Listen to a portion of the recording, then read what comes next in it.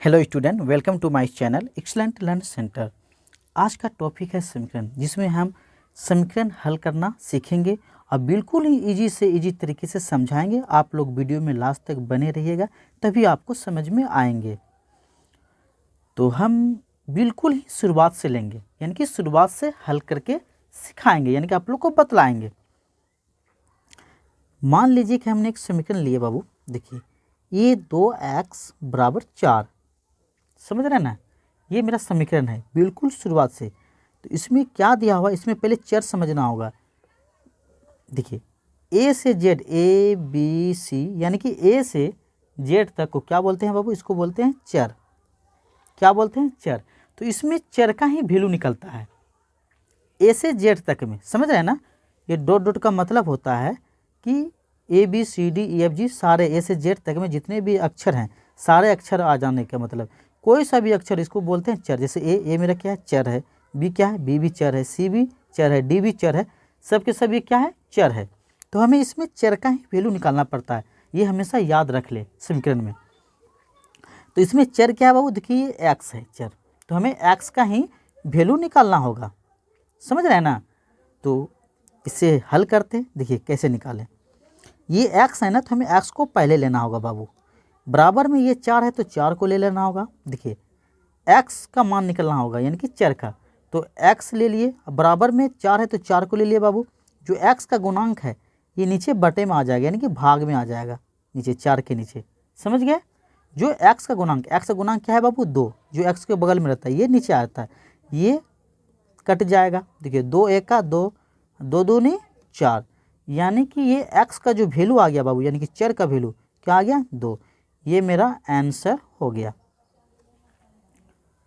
इसमें दूसरा प्रश्न लेते हैं बाबू, ये समझिए।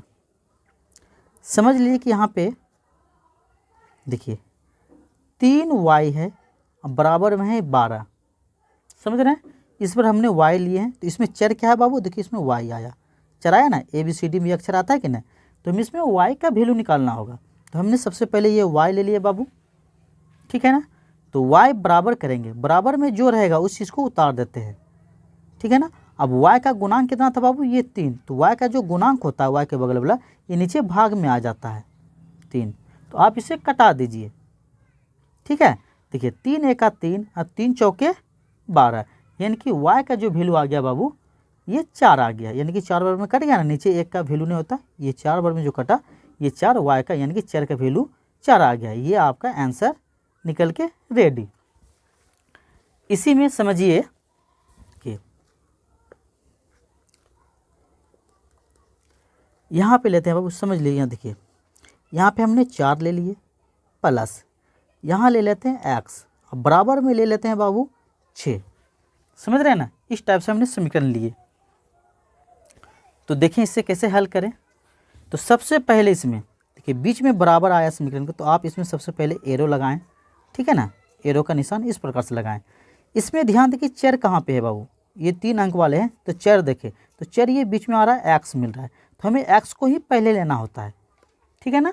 हमें x को ही पहले, जो चर आता है ना उसको पहले लेना होगा, उसके बाद बराबर वाली संख्या को लेना पड़ता है। तो बराबर में क्या है बाबू, देखिए 6। चर के बाद जो भी बराबर में हो उसे लेना होगा। तो बराबर में 6 बाबू, तो हमने 6 ले लिए। अब आगे ध्यान देना होगा, बच गया यहाँ 4। तो 4 हमें ये ध्यान देना होगा कि 4 प्लस में है या माइनस में। अगर ये प्लस में है तो इसको उस पार करेंगे, यानी कि 6 को जो लिए 6 के तरफ जब लाएंगे तो ये माइनस में हो जाएगा, ये 4, यानी कि 4 जो है 6 के तरफ जब लाएंगे, ये प्लस में है तो ये माइनस में आ गया 4। अगर ये माइनस में रहता तो ये प्लस में आता, समझ रहे हैं। यहाँ पे ध्यान दें, x बराबर जो करेंगे 6 में 4 घटाएंगे तो कितना बचेगा बाबू, 2। तो ये चर का वैल्यू 2 हो गया, ये मेरा आंसर निकल के रेडी हो गया।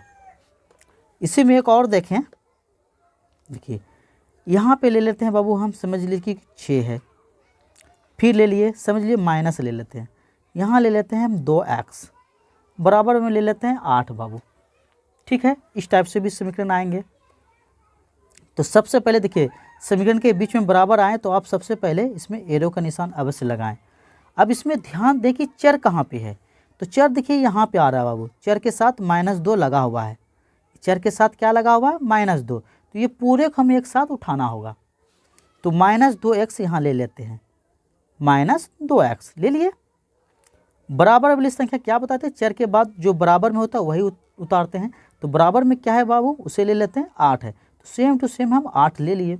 अब ये ध्यान दें 6 मेरा प्लस में है या माइनस में, तो प्लस में बाबू, इसको उस पार करेंगे तो माइनस में 6 कर देते हैं। ठीक है, आगे ध्यान दें, ये माइनस में 2x हो गया, ठीक है ना, बराबर देखिए 8 में 6 घटाएंगे तो क्या बचेगा बाबू, सिर्फ 2 बचेगा ना। यहाँ देखिए अब x बराबर जब निकालेंगे हम, ये जो 2 है तो 2 आ जाएगा बाबू, ठीक है ना, बटा ये जो -2 है ये नीचे आ जाएगा -2, तो 2 1 का 2 कट गया, तो माइनस हमेशा नीचे रहता नहीं बाबू, ये ध्यान दे, माइनस हमेशा क्या होता है, x बराबर ये माइनस हमेशा ऊपर आ जाता है, तो हमने माइनस यहाँ पे 1 पे लगा दी, ये मेरा आंसर निकल के रेडी हो गया। यानी कि माइनस नीचे नहीं रहता, माइनस हमेशा ऊपर आ जाता, अगर नीचे रहे तो आप ऊपर में लगा के माइनस या -1 आंसर लिख सकते हैं। इस प्रकार से हमने बेसिक यानी कि शुरुआत से समीकरण 4 लिए, आप लोगों के सामने हल करके दिखाएं। अगर ये नेक्स्ट वीडियो में फिर इससे बड़ा समीकरण लेके आप लोग को हल करके दिखाएंगे और समझाएंगे भी। अगर ये बताने का तरीका अगर मेरा आप लोगों को अच्छा लगा हो, अगर ये मेरा बताने का तरीका यानी कि सवाल जो बताया अगर आप लोग को समझ में आ गए होंगे, तो आप लोग मेरे यूट्यूब चैनल यानी परिवार से जुड़ जाएं। जो भी क्लास 10 की तैयारी कर रहे हैं उसके लिए तो और भी अच्छी बात है। तो हमें इजाज़त, धन्यवाद।